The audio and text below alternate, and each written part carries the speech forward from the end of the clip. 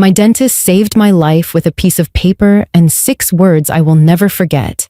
I was sitting in the back of a police car outside the dental office, wrapped in a thin gray blanket that did nothing to stop my shaking. Through the window, I watched 2 officers escort a man out of the building in handcuffs.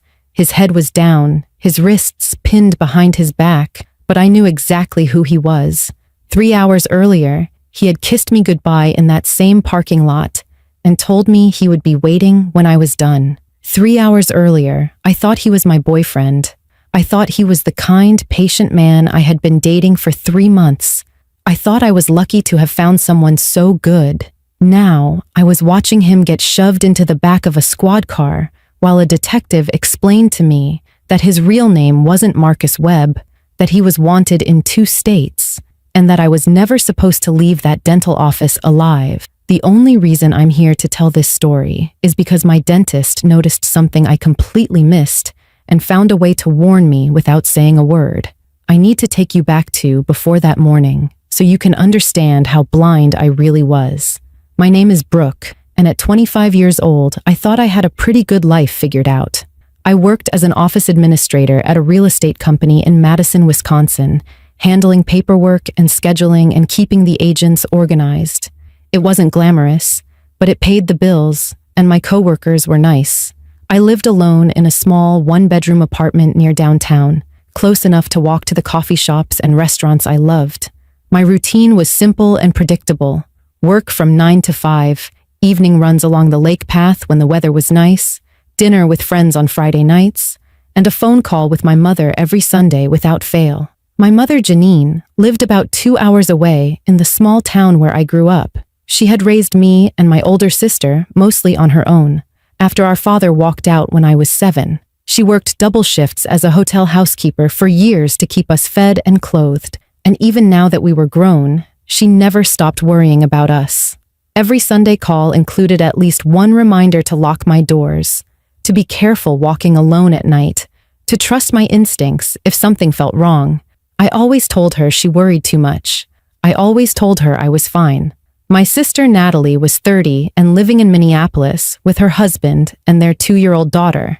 We were close in the way sisters are when life gets busy, trading texts more often than phone calls, sending pictures and voice messages when we couldn't find time to actually talk. She had her hands full with the baby, and I didn't want to bother her with every little detail of my life. Looking back, I wish I had told her more. I wish I had told someone. 3 months before that Thursday morning, I met a man at a bookstore downtown. I was browsing the fiction section when he reached for the same book I was about to pick up. We laughed about it, started talking, and ended up getting coffee at the cafe next door. His name was Marcus Webb, or at least that's what he told me. He was in his mid-30s, tall with dark hair and a warm smile that made me feel comfortable right away. He said he worked in pharmaceutical sales and traveled a lot for his job, which explained why he was only free to see me a few times a week. Marcus was everything I thought I wanted. He was patient and attentive, always remembering small details I mentioned and bringing them up later. He never pushed me to move faster than I was comfortable with. He asked about my family, my job, my dreams for the future. He seemed genuinely interested in who I was as a person. After months of terrible dates and disappointing relationships, I thought I had finally found someone real. The Thursday of my dental appointment started like any other day. I woke up, got dressed for work, and checked my phone to find a text from Marcus. "Still picking you up at 9:30 for your appointment. Can't wait to take you to lunch after." My car was in the shop getting new brakes, and Marcus had offered to drive me to my checkup. I thought it was sweet. I thought it was the kind of thing a good boyfriend does. He picked me up right on time, driving a silver sedan I had ridden in dozens of times before. We chatted easily on the way to the dental office, talking about a movie we wanted to see that weekend, and a restaurant he wanted to try. Everything felt normal.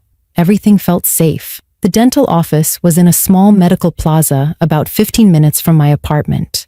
I had been going to the same dentist for 3 years, a kind man named Dr. Peter Aguilar, who had a gentle way of explaining things that made me feel at ease. His hygienist Rosa always remembered details about my life and asked follow-up questions from our previous conversations. It felt like a place where people actually cared about their patients. Marcus parked the car and walked me inside, his hand resting lightly on my lower back. The waiting room was small and quiet, with a handful of chairs and a television mounted on the wall, playing the morning news on mute. Marcus settled into a seat near the window and pulled out his phone.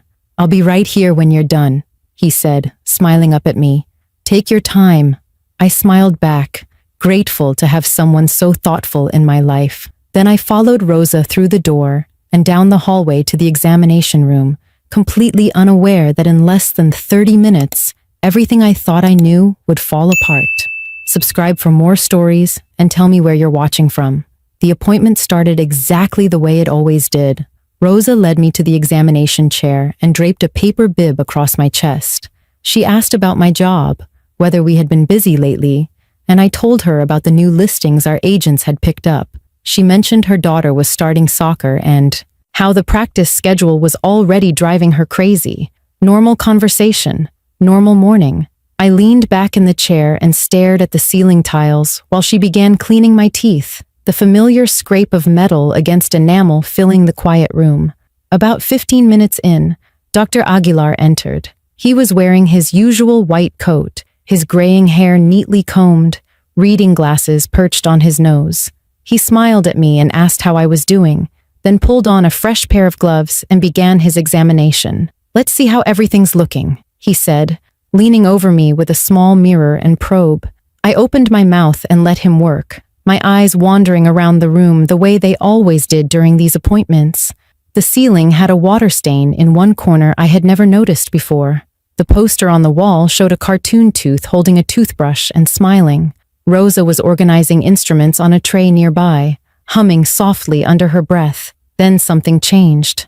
Dr. Aguilar paused mid-examination, his tools still resting against my lower teeth. He wasn't looking at my mouth anymore. His eyes had shifted to something behind me, toward the small rectangular window in the door that looked out into the hallway. I couldn't see what he was looking at from my position, but I noticed the change in his expression, a subtle tightening around his eyes, a tension in his jaw that hadn't been there before. He resumed the examination after a moment, but his movements were different now, slower, more deliberate, like he was buying time. "Everything looks good so far," he said, his voice calm and professional. "Rosa, can you hand me the periodontal probe?" Rosa passed him the instrument, and I saw her glance toward the door too, just for a second. Then she looked away, her face carefully blank. A few minutes later, Dr. Aguilar set down his tools and stepped back from the chair. He picked up a small notepad from the counter, the kind dentists use to write down treatment notes or referral information. He scribbled something quickly, then turned and held it up so only I could see. 6 words written in blue ink. "Nod if you need help. Don't speak." My heart stopped. I read the words twice, then a third time, trying to make sense of them. This had to be some kind of mistake, some kind of strange joke I didn't understand. But when I looked up at Dr. Aguilar's face, there was no trace of humor. His eyes were locked on mine, calm but urgent, waiting for my response. I didn't know what to do. I didn't know why he was asking. My mind raced through possibilities, none of them making sense. Was there something wrong with me medically? Had he found something during the exam? Why couldn't I speak? Then he glanced toward the door again, just for a fraction of a second, and I understood. This wasn't about me. This was about someone else. Someone out there. My stomach dropped. I nodded. Dr. Aguilar wrote something else on the notepad and showed it to me. "The man who brought you. Do you know him well?" "Marcus." He was asking about Marcus. I hesitated. 3 months felt like a long time when you were in the middle of it, but sitting there in that chair, I suddenly realized how little I actually knew. I knew what Marcus had told me about himself. I knew the version of him he had chosen to show me. But did I really know him? I shook my head slowly. No, I didn't know him well. Not really. Dr. Aguilar leaned closer to me, pretending to examine my back molars. His face was inches from mine, and when he spoke, his voice was so quiet I could barely hear him. "Someone dangerous is in my waiting room. I've seen his face before. On the news last week. Stay calm. I've already called the police. We're going to keep you safe." The room tilted around me. I gripped the armrests of the chair so hard my knuckles turned white.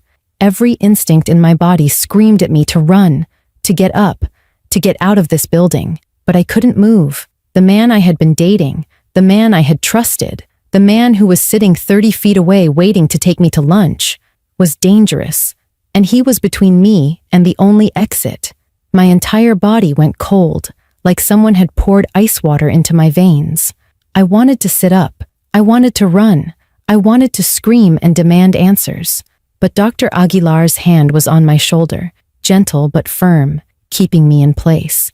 His eyes told me everything I needed to know. Stay still. Stay quiet. Trust us. He straightened up and spoke in a normal voice, loud enough to carry through the thin walls if anyone was listening. Everything looks great, Brooke. Rosa is going to take a few x-rays just to make sure we're not missing anything, and then we'll get you scheduled for your next cleaning. His tone was so casual, so routine, that for a moment I almost believed nothing was wrong, but I could see the tension in his shoulders, the way his eyes kept flicking toward the door. He was acting. He was putting on a performance to buy time. Rosa moved to my side, her face calm and professional, even though I noticed her hands trembling slightly as she adjusted the x-ray equipment.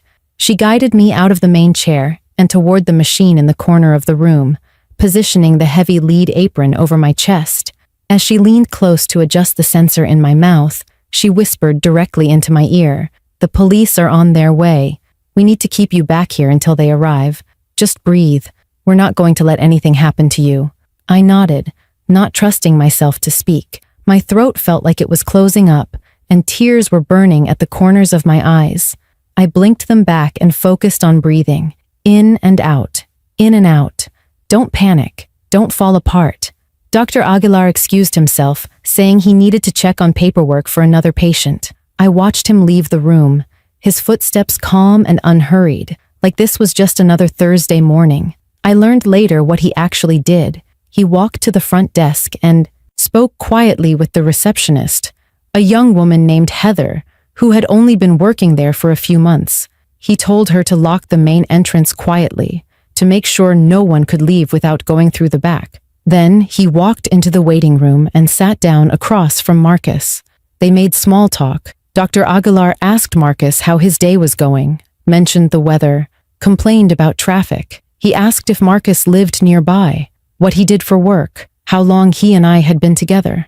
Marcus answered every question smoothly, charmingly, the way he always did. He had no idea that Dr. Aguilar was stalling, stretching every second while police cars raced toward the building. Back in the examination room, I sat frozen in the x-ray chair, staring at the ceiling without seeing it. Rosa stood beside me, her hand resting lightly on my arm. She talked about her daughter's soccer practice, about the weather warming up, about a recipe she wanted to try that weekend. Her voice was light and cheerful, completely at odds with the fear I could see in her eyes. I tried to listen. I tried to focus on her words, but my mind kept spiraling back to Marcus, to the 3 months I had spent with him, to every dinner, every kiss, every night I had let him into my apartment. He knew where I lived. He knew my schedule. He knew which door I used to enter my building and where I parked my car. What had he been planning? What would have happened if Dr. Aguilar hadn't recognized his face? I thought about my mother, sitting in her small house 2 hours away, probably watching morning television and drinking her second cup of coffee. I thought about Natalie in Minneapolis, chasing her toddler around the living room. They had no idea what was happening. They didn't know that right now, in this moment, my life was hanging by a thread. Every second felt like an eternity. I kept waiting to hear footsteps in the hallway, to hear Marcus's voice asking where I was, to hear the door handle turn. My heart was beating so fast I could feel it pulsing in my temples. Then, from somewhere outside, I heard the sound that changed everything. Sirens. Faint at first, then growing louder, getting closer. Rosa squeezed my hand, and for the first time since this nightmare began, I let myself breathe. The sirens stopped right outside the building. I heard car doors slamming, heavy footsteps on pavement, muffled voices giving commands. Rosa kept her hand on my arm, holding me steady in the x-ray chair. Neither of us moved. Neither of us spoke. We just listened, straining to hear what was happening in the waiting room down the hall. The front door opened. I heard Dr. Aguilar's voice, calm and measured, greeting someone. Then other voices, deeper and more authoritative. Police officers. They were inside. For a moment, everything was quiet. Then Marcus spoke, and hearing his voice sent a wave of nausea through my entire body. "I'm sorry. Is there a problem? I'm just waiting for my girlfriend. She's getting her teeth cleaned." His tone was friendly, confused, perfectly innocent. The same voice that had told me he loved spending time with me. The same voice that had whispered goodnight through my phone screen. I wanted to cover my ears and block it out. One of the officers responded, his voice steady but firm. I couldn't make out the exact words, but I heard Marcus's tone shift. The friendliness faded. He started asking questions, demanding to know what was going on, insisting there had been some kind of mistake. Then the shouting started. "Get your hands off me. This is ridiculous. I haven't done anything wrong." A scuffle, the sound of furniture scraping across the floor. More voices, louder now, overlapping, commands being barked. A crash that sounded like a chair tipping over.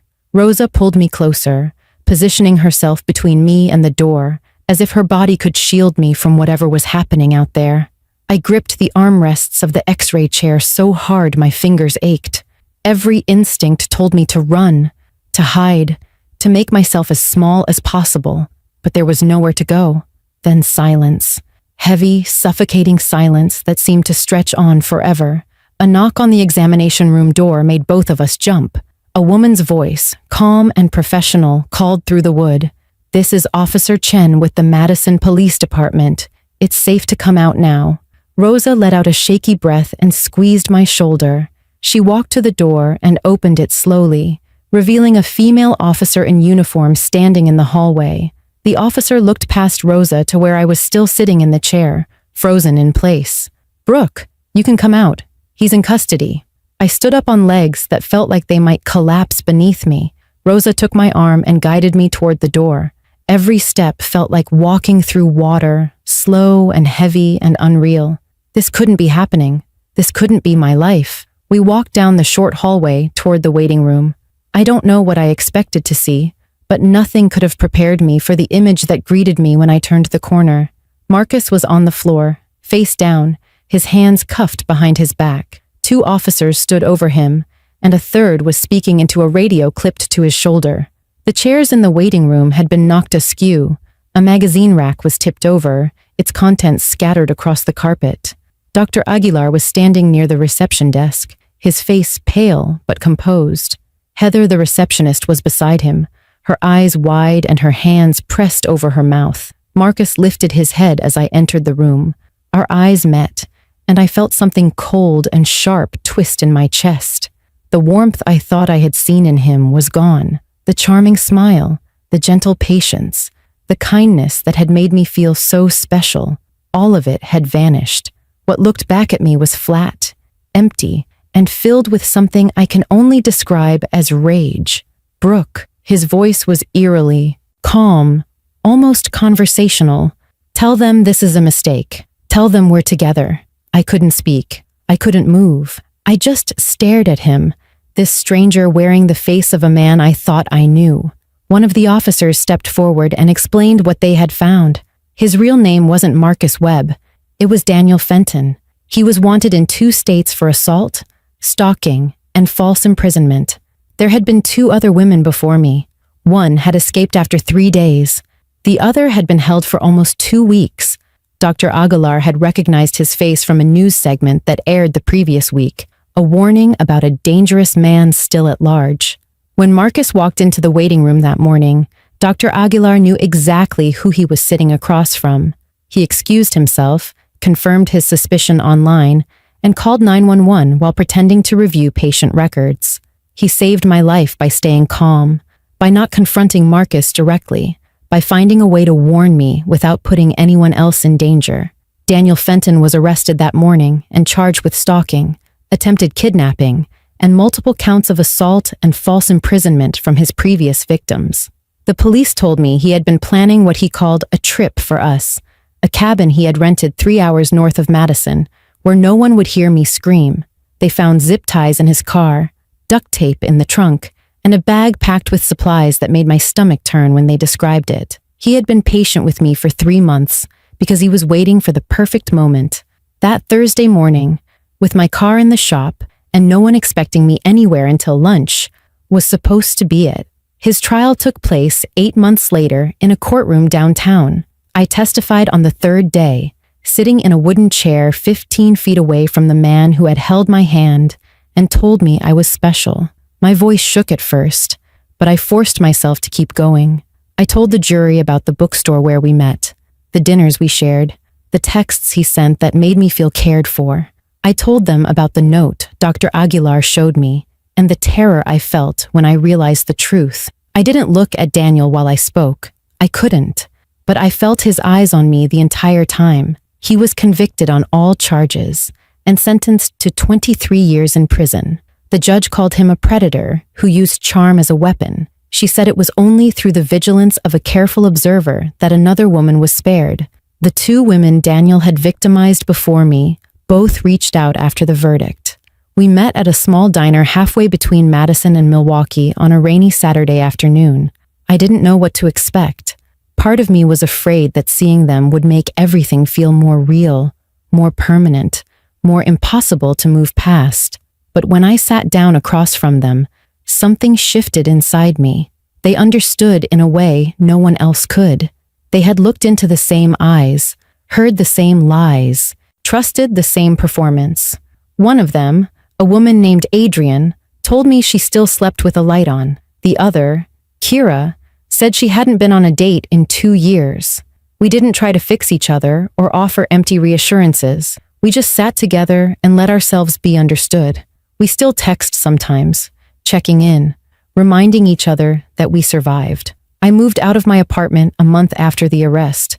I couldn't stay in a place where Daniel knew exactly where I slept, where he had sat on my couch and eaten at my table. My mother wanted me to come home, and for a few weeks I actually considered it, but I wasn't ready to give up my life in Madison. Instead, I found a new apartment in a secure building on the other side of the city, one with a doorman and cameras in every hallway. Natalie drove down from Minneapolis to help me move. She didn't ask a lot of questions. She just packed boxes, carried furniture, and stayed with me for a week until I could sleep through the night again. I still go to Dr. Aguilar for my dental checkups. The first time I went back after everything happened, I brought him a card and a gift certificate to a restaurant his wife liked. He tried to refuse it, shaking his head like what he did was nothing special. Anyone would have done the same thing, he said. But I knew that wasn't true. Most people wouldn't have paid close enough attention to recognize a face from a news segment. Most people wouldn't have stayed calm enough to call the police without raising suspicion. Most people would have told themselves it was none of their business and looked away.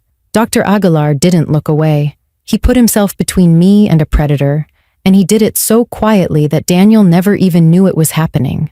I think about that every day now, about paying attention, about trusting instincts, about being the kind of person who notices when something isn't right and has the courage to act. I was 3 months into a relationship with a monster, and I had no idea. He was patient, careful, and convincing, but he made one mistake. He walked into a room where someone was watching. A piece of paper and 6 words saved my life. Now I pay attention to everything, and I never ignore the feeling that something is wrong. If you want more stories, subscribe and tell me where you're watching from.